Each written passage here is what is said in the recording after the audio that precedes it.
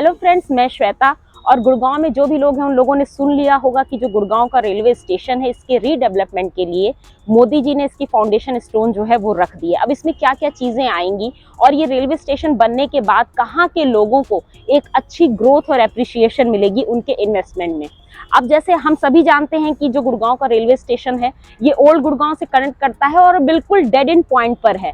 और इसकी अभी करंटली केवल एक ही एंट्री और एग्जिट पॉइंट है। हमें वहाँ पे केवल ओपन स्पेस की जो पार्किंग मिलती है वो भी उस लेवल की नहीं है कि हम कहीं भी ये दिखा सकें कि हम मिलेनियम सिटी में रह रहे हैं और हमारा रेलवे स्टेशन ऐसा दिख रहा है। तो इन्हीं सब चीज़ों को मद्देनजर रखते हुए गुड़गांव रेलवे स्टेशन को मिलेनियम सिटी के अकॉर्डिंग ही रीडेवलप किया जाएगा।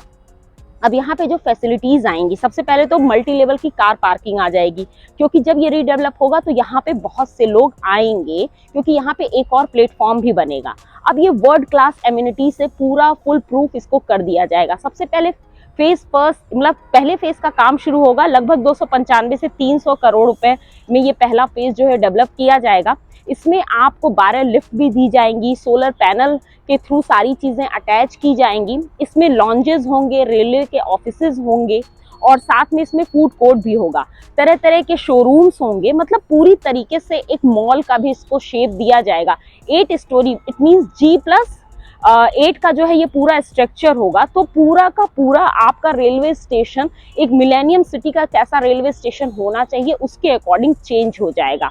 अब अगर मैं बताऊं कि सबसे बड़ा, जैसे मैंने स्टार्टिंग में बोला था कि इन्वेस्टमेंट और एप्रिसिएशन के पॉइंट ऑफ व्यू से ये पूरी तरीके से चेंज कर देगा द्वारका एक्सप्रेस वे को, क्योंकि करंटली जो इसकी एंट्री एग्जिट है वो एक है, वो ओल्ड गुड़गांव के रूट के साथ ये अटैच होती है। अब जो इसकी दूसरी एंट्री और एग्जिट पॉइंट बनेगी ये द्वारका एक्सप्रेसवे से कनेक्ट कर जाएगी दौलताबाद फ्लाईओवर से होते हुए। तो इट मीन्स जो द्वारका एक्सप्रेसवे के लोग होंगे उनके लिए एक रेलवे स्टेशन की भी कनेक्टिविटी मिल जाती है। कहीं भी कोई भी हब जो है वो डेवलप तब होता है जब वहाँ पे ट्रांसपोर्टेशन बहुत ही अच्छी हो जाएगी। अब जो द्वारका एक्सप्रेसवे है आपको एयरपोर्ट की कनेक्टिविटी बहुत ही अच्छी मिल रही है। उसके बाद ISBT का हब यहाँ पर बनने वाला है। मेट्रो की अनाउंसमेंट ऑलरेडी हो गई है और जो इंटरसिटी की बसेस हैं उनकी भी अब धीरे धीरे जो रेंजेस हैं वो बढ़ाई जाएंगी। अब दूसरी कनेक्टिविटी क्या हो जाएगी ट्रांसपोर्टेशन का हब, ये रेलवे स्टेशन। तो किसी भी चीज़ का जब ट्रांसपोर्टेशन और इंफ्रास्ट्रक्चर अच्छा हो जाता है तो वहाँ की जो प्रॉपर्टी है वो ऑटोमेटिक एप्रिशिएट कर जाती है। तो अब आप सोचो जो द्वारका एक्सप्रेसवे के नियर बाई हैं, जनरली जो आपके सेक्टर 104, 103, 106 इन लोगों को तो सबसे नियर बाई ये रेलवे स्टेशन मिलेगा।